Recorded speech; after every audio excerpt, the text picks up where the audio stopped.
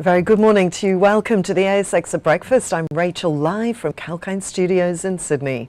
Now, the Australian share market is expected to open higher today. The SPI futures are pointing to a 0.1% gain. Yesterday, the share market closed 1.21% higher at 7,298. Now, if we take a look at some business news from this morning, the ACCC have today launched action in the Federal Court of Australia alleging Qantas Airways engaged in false, misleading or deceptive conduct by advertising tickets for more than 8,000 flights that it had already cancelled but not removed from sale.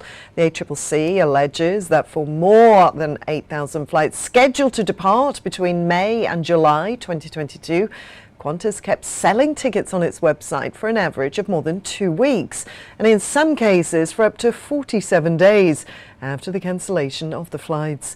It's also alleged that for more than 10,000 flights scheduled to depart in May to July 2022, Qantas didn't notify existing ticket holders that their flights had been cancelled for an average of around 18 days and in some cases for up to 48 days.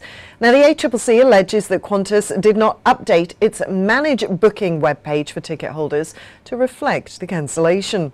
The ACCC alleges that for around 70% of cancelled flights, Qantas either continued to sell tickets for the flight on its website for 2 days or more, or delayed informing existing ticket holders that their flight was cancelled for 2 days or more, or both. Now, the ACCC is seeking orders including penalties, injunctions, declarations and costs. Naval shipbuilder Austal USA is getting its third president in 3 years. Now, they reported revenue of $1.59 billion. In financial year 2022, that was $1.43 billion, an increase of 11%. Austal recorded an EBIT loss of $4.8 million. In financial year 2022, EBIT was $120.7 million. Now, this is in line with the previously advised earnings guidance stemming from provision losses on the US towing, Salvage US towing and salvage program. The total earnings impact of that loss is $171 million. Now, despite this loss, the company has retained strong financial and operational base, backed by a healthy balance sheet to deliver an order book, including options worth up to $11.6 billion heading into financial year 2024. Now, the company did declare a final dividend of 3 cents. Pointsbet report on the shareholder approval of sale of the US business to Fanatics Betting Gaming with a headline consideration of $225 million US. That's 333 million Australian dollars. Now, the company intends to distribute to shareholders the net sale proceeds together with the majority of corporate cash reserves. The current estimate for the total distributions of capital is around $1.39 to $1.44 per share to be paid to shareholders next year.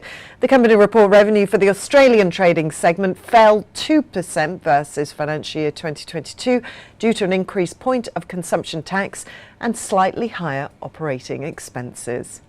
Let's take a break here. I'll be back soon with more news set to affect your trading day.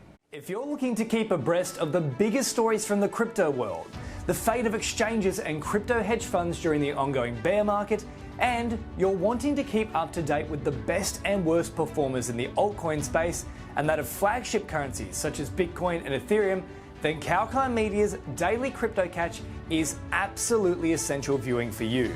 Tune in each afternoon right here on Kalkine Media to get the latest scoop from Anchor to Zero Coin. Welcome back to the ASX at Breakfast. I'm Rachel. Now, the S&P 500 climbed 0.38%. The Dow Jones Industrial Average added 0.11%. The Nasdaq Composite advanced 0.54%. European markets closed mixed, with London's FTSE adding 0.12%. Frankfurt fell 0.24%. And Paris closed 0.12% lower. Looking at the Asian markets, Tokyo's Nikkei added 0.33%. Hong Kong's Hang Seng closed flat, while China's Shanghai Composite closed 0.04% higher. That's the latest from the ASX at Breakfast. I'm Rachel, signing off for now.